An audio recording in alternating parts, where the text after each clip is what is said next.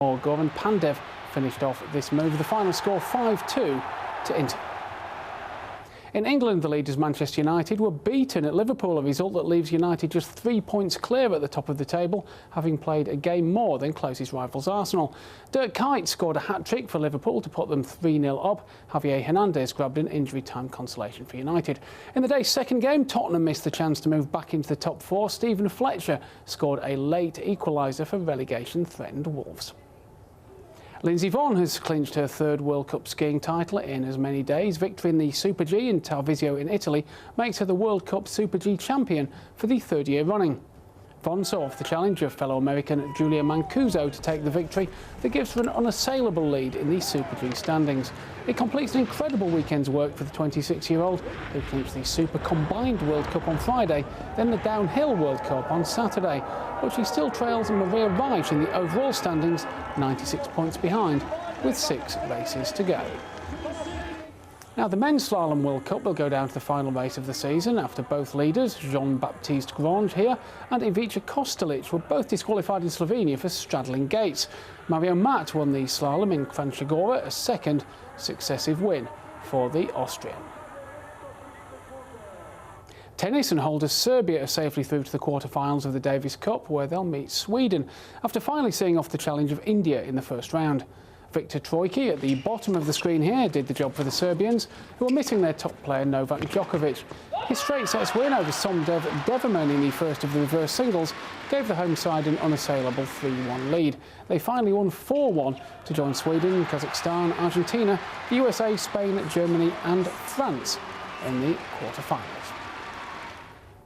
Sebastian Loeb is celebrating victory in the Rally of Mexico, the second race of the season in the World Rally Championship. The Frenchman overtook Citroën teammate Sébastien Ogier, who crashed out on the first stage of the final day to take his 5th successive victory in the event. And Belgium's Thomas de Gendt has taken a surprise victory in stage 1 of the Paris-Nice, the first big event of the new cycling season. De Gendt was part of a successful 3-man breakaway 40 kilometres from home, just holding off the peloton down the final straight before beating Jeremy Roy and Heinrich Hausler in the final sprint.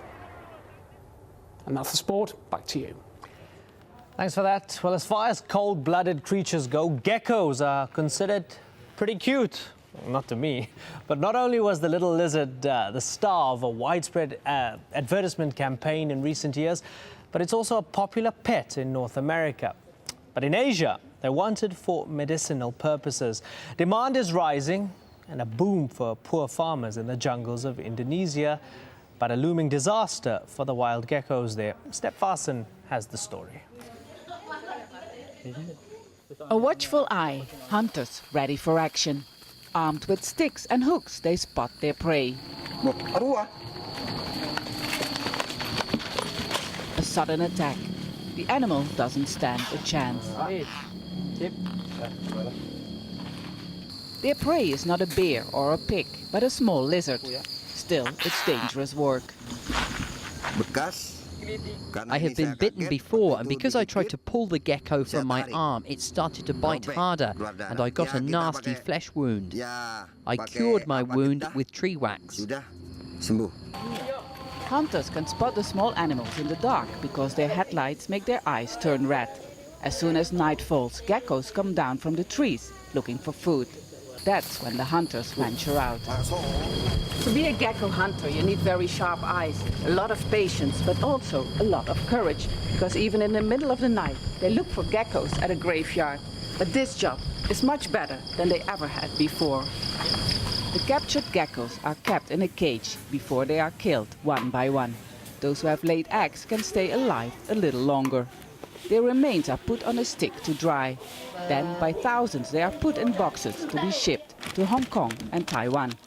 This one small operation provides an income to more than 50 people.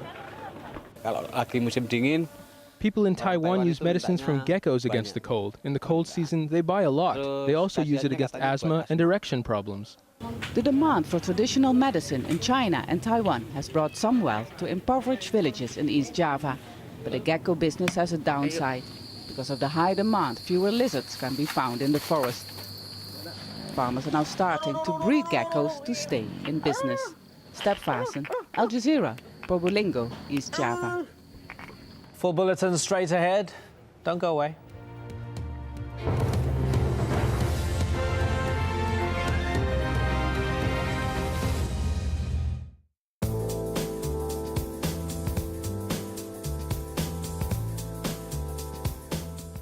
Hello, we've got more in the way of southerly winds pushing temperatures up across the Arabian Peninsula. So here in Doha, we'll see highs of around 26 Celsius on Monday afternoon. Similar values there for Abu Dhabi.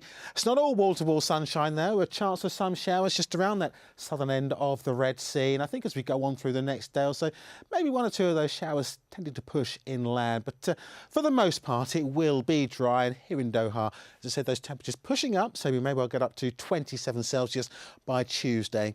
Generally dry too across a good part of Iran. Pakistan generally dry as well, but still got some snow coming out of Afghanistan into the far north of India. Much of India will stay fine and dry.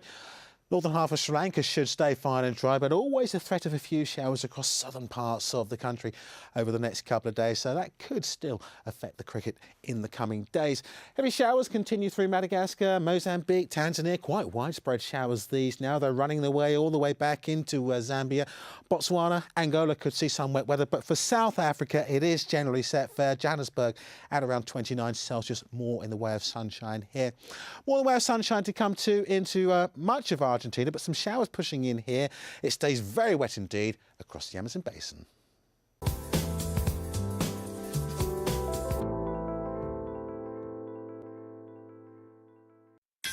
If you're a Nokia user, you can download AlJazeera's news widget from Nokia's Ovis store. The news widget, available on compatible Nokia devices, gives users quick and easy access to real-time news updates from Al Jazeera English. See the world in real time. Al Jazeera Mobile.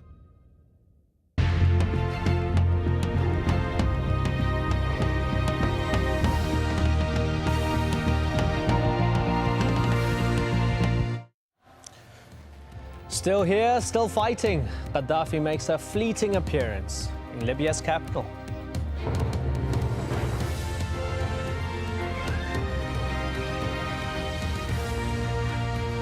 Hello and welcome to Al Jazeera live from Doha. It's midnight GMT, 2 in the morning in Libya, where the battle for control rages on.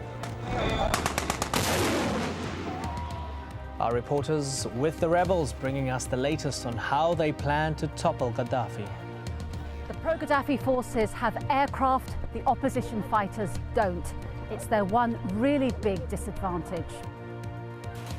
Also on the program, it's not over in Egypt. Protesters come up against armed men in the capital.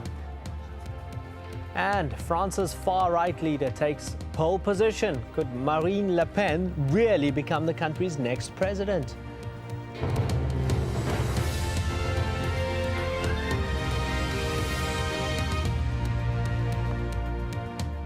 Thanks for joining us. The battle for Libya is intensifying. The army and rebel forces clashing up and down the country's coastline.